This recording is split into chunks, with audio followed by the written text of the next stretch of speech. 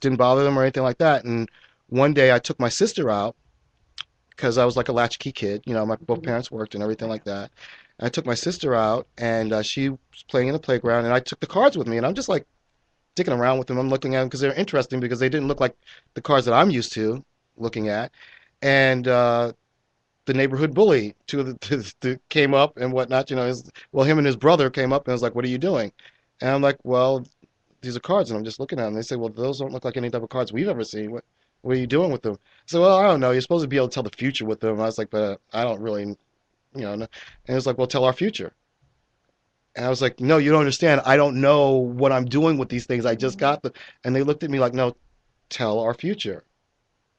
As if I didn't, then I'm going to get my ass kicked in front of my sister and, and whatever few friends that I had and whatnot, Yo, bitch, you better tell me my Right, future. exactly. I was a psychic bitch. So I put the cards down. I don't remember what I said. I really don't know what I said because I was like frightened. I just looked at the pictures and I said what the pictures told me, and I remember what I was reading on some of it and stuff, and I just said stuff just to hope that they would go away, and they did. And they said, okay, cool, and they left. 2 months later, I'm downstairs with some friends, and the two guys came up to me and they said, dude, all the shit that you said would happen actually happened. Oh, wow. Not only that, they said, if you ever need any type of protection whatsoever, you let us know. Anyone messes with you. I started a high school with over 3,000 students in it. I started that school with 2 huge bodyguards on either side of me because of that reading. And I was like, you know what? I don't know if there's anything to this, but obviously other people think I'm going to start learning about this and I'm going to start finding out everything I can I'm about now it. going to send my daughter to her first day of middle school with a deck of tarot cards. And, yes. if you have any issues. Yes, exactly. Now, You put let those me tell down. you, like, how did you know at that point? Because you've had, since then, I'm assumed you studied and got direction and you know more about how to Yes. use your ability. Yes. But how did you know what to say? What gave you that feeling to say, you're going to make captain of the football team or whatever it was? I didn't say anything about Captain. I just remember. I don't really remember what I said because you got to understand this is like decades ago. I don't remember. There was nothing. There was no mention about a captain of a football team. I know there was nothing about. I just use that as an example, I just know. I just said that there could be some type of an altercation.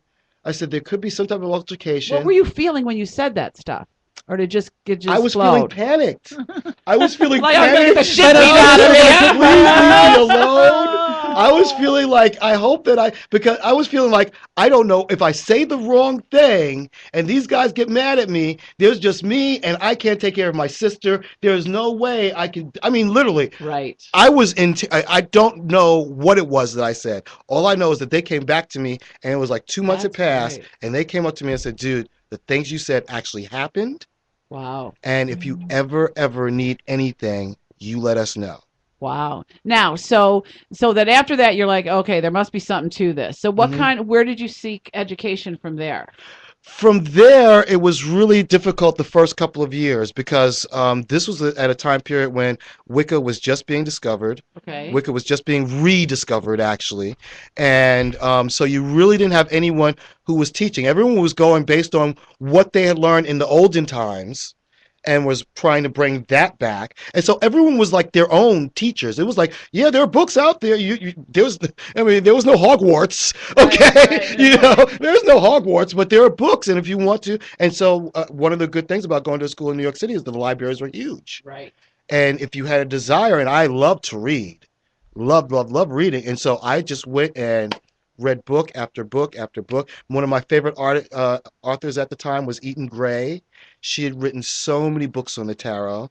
Richard Buckland was my original teacher for witchcraft, for Wicca. Some other people, Edgar Casey, that I would like to give props to. There were a bunch that really put out some really good stuff. Isaac Botwitz was an amazing effect on my life in regards to explaining to me what auras were and what it was that I was seeing and how I was to interpret that and everything. I mean, he really helped me with that. Yeah, there's no place like Like the Tone your Wizards of- psychic abilities college. There's no Right, yeah, there was no, it was the School of Hard Knocks Yeah. and whatnot. It was like, there you know, is learn now. reading. There's one every weekend somewhere. Right, There's yeah, some yeah, sort of right. $3,000 seminar you can go to. Exactly, Right, exactly. right. There's that Now, kind I of read stuff. something on your Facebook page about birth dates that we can tell you a birth date and that can tell you something about us. Okay, well, Yeah? no. Tell me what I was Well, now I am a master numerologist. Okay. And so but I don't go with the birth dates because your birthday, if you put your birthday together, that's going to give you your lesson in life number. Strictly interpreted, and as far as numerology is concerned, that is what you should have learned in this life once you're dead. Okay. And I don't know about you, but I like to have information about that I can use that while you I'm alive live and it. while I'm living. Right. And so I always go by names. Oh. And so because your name is a vibration, I like to ask people, how often do you give people your birth date in a given day? Never. Rarely. How often is your name called in a given day? You don't even know how many times. You just know it is. And you know that when it is called, you will respond to it and you will answer to it because that's your contract with the universe. Oh, wow. And so that vibration is always hitting you constantly and you're always attuned to it. Even if you're going shopping and your name is Jennifer and somebody says, hey, it's Jennifer, and you know for a fact that some guy's talking to his girlfriend, you're going to stop and look. Right. You just can't help it. Shit. Sometimes some people say the number 2 and I think they're talking to me. Or do you ever Just been because in of a the store? T, the T vibration, that T, you're already, you're listening for it, you know? I'm listening for the ooh, you know? Right. Right. You know, it could be Larry and I'm, Well, and You we've got real names and professional show names. right. And so this is how this works. Number one, you should try and get a show name that jibes with your real life name. You want it to jibe with numerological. In other words, so far, you both are odds and you two are evens, I believe. You're both T's, right? No, I'm a T. Oh, you're a I'm T. Toxie. Yeah. You're Toxie. I'm Sierra. See, okay, so all right, so I'm we got the S. I'm the other S. I'm Sweet Cheeks. that's odd. Oh, okay. That's an whatever. odd. That's an Yeah, I know odd. I'm odd. You're a G, right? Yeah, but my real name begins with a T. Yeah, my real name is a D. Okay, so see, there's where that's where you're having your troubles with success. You can have some troubles with success with that. I'm just telling you what I know. You are losing your jobs. Not my talent jobs. That's true. What you're going from is an odd to an even, but you're an odd. You're generally an odd. That I mean, if you're well, what's your everyday name? Denise. Denise. Okay, so Denise, control is very important to you. Not necessarily control of other people, but control of yourself. Self-control is as far as you're concerned, everyone in the room could be losing their effing minds, but as long as you have control of yourself, you'll get everything else under control eventually. You see? Yeah, that's I do feel like that. yeah. You're fascinated with people. People fascinate you. You are a people watcher. You could go to the mall and have a great day just watching people make idiots of themselves and pointing it out to friends and everything like That's that. true. You're obsessed with new things. You don't know why you're obsessed with new things. It's not because you're a spoiled bitch.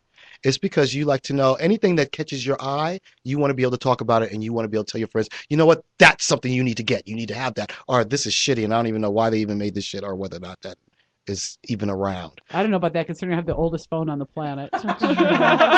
Well, it might not be in regards to technology, but Right. there's some area where you want to be up to it. Maybe your That's little true. sex toys. I don't know, but there's some area But that you want to be You're always the first to like get information on stuff. the That's cutting even edge. for the You want to show. be on that cutting edge, and you want to be the one that has the voice of it. You don't necessarily create anything, but you decide. You give the thumbs up or thumbs down to it. Mostly on new fetish stuff. That's true. I am the fetish expert around Yes. here. Now, give me another name. A real name. My real name's Tammy. Okay, so Tammy, you have your own personal fan club. Well, You're not really sure how you feel about them. You're not sure how you feel about, but you know that they all love you. Okay, you know they all like you, That's great. okay. right? The I'm funny blushing. thing is, she really does. Yes, he does. You have your own personal fan club, and for you, falling in love is not just a one-on-one proposition. For you, whoever you fall in love with, they have to meet your fan club. And they've got to get along That with your is fan way club. true. If they don't get along with your fan club, you're wondering what it is that you saw in them. And not only that, you've got to meet their fan club.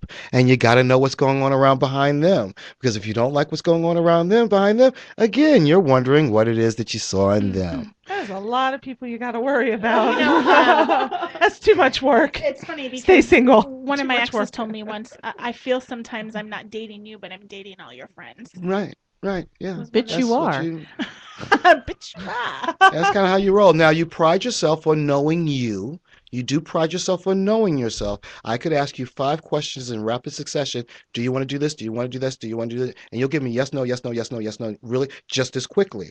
The only time that you give me a maybe, for you, a maybe is a yes in disguise. The only reason that you'll give me a maybe is because you made some other plan with somebody else at the date and time that I asked you if you wanted to do this, and you just want to make sure it doesn't conflict. As long as it doesn't conflict, and you come back to me with the yes. Like he opened your book and read you. Right? Mhm. Beads red. Next name. Kelly. Okay, Kelly, you are the ultimate coupler. You feel that you know exactly what it takes to make a relationship works, and you know about what the sacrifices are that needs to make this relationship work. You are here to help your partner, and you feel that your partner needs to be there to help you also. But you are the Miss Yes, no problem, yes, no problem, yes, no problem, but you walk around with a pocket full of kryptonite.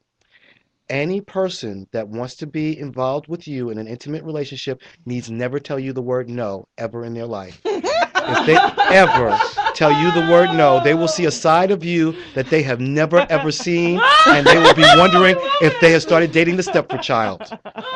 Because you are so busy saying yes, no problem to them, yes, no problem to them, yes, no. Yeah, I'll get you at 3 o'clock in the morning, honey, no problem. Yeah, I'll get off of work early just to pick you up, no problem. Honey, can you do this? No. What do you mean? I just picked your ass up at 3 o'clock in the morning last week, and you did this, and I did this ass to your ass, and you gonna tell me no now just because I asked you to wipe my ass? Oh, you better wipe my ass, and you better enjoy wiping my ass. That is hilarious. That is. But you will do what it takes. You will do what it takes, whatever it takes to make a relationship work. But you have to feel that the person that you're involved with will also do whatever it takes to make a relationship work. You don't ask it. You don't ask often. You're not a person that asks something for yourself often. But when you do, that answer damn well better be yes, and it better be on time. And if it don't, that person is going to be wondering after the conversation they've had with you whether or not they are dating a psycho or not, and they need to reevaluate. They will reevaluate the whole relationship. That's why I always tell anyone whose name begins with a K, honey, quit it with the yes, no problem bullshit. Yes, it is a problem, but I'm doing it because I love you. Yes, but understand it is 3 o'clock in the morning, honey.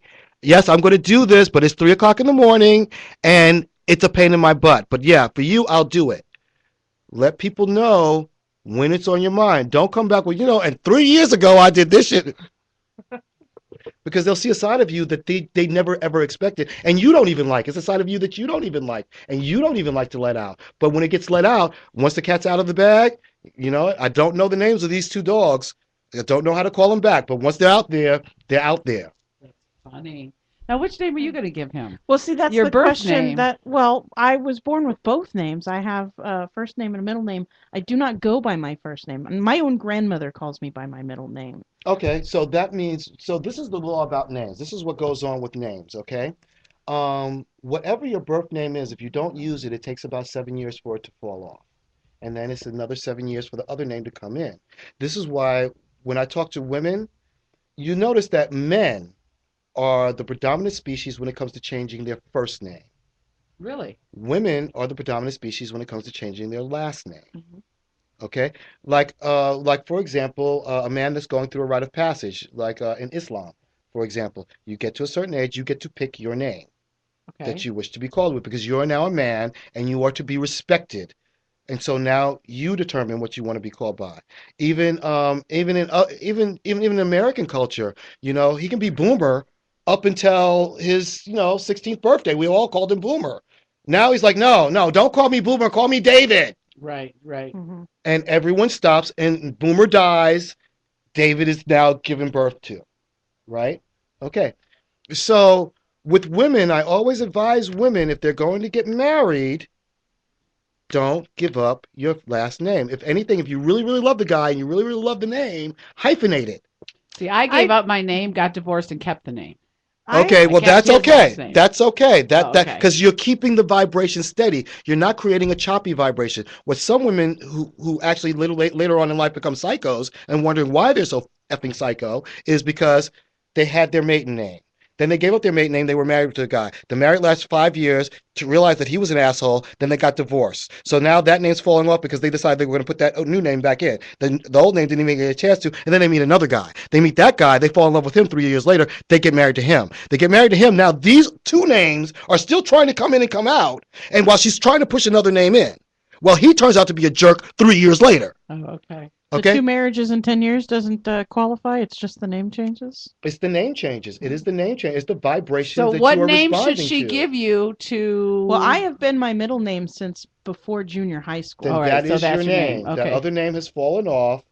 That name is your name. So That tell is us the name that about has power. Sue. Sue. Okay, so life is all about you. You're just nice enough to let the rest of us think it's about us. Okay. Okay. You are the expert in something in your family. Everyone Oh, knows that's to true. come to you about one thing. Everything else you could give a F less about. Don't talk to me about that. But this one thing, come to me. That's the person. I'm the person. I'm your go-to person for that. Family is very important to you also. Not just the family that you create, but not the family that you come from, but the family that you create also is very, very important. You are what I call the latch pin. People that you care about cannot be out of contact with you for very long. They just can't be. You will get back in contact with them, and you will make sure that people that you think should be in contact with each other, they will be in contact with each other also. They won't be out of contact with each other for a very long time. You'll be the first person going, you know what? You should call Have you talked to what's his name in a while? Well, why don't you call her and ask her what's going on? And this is what's been going on with her. Why are you such a bitch? These are things these are things that you do. You are the specialist. You are the very one of the ones. You're one with a three hanging over your head.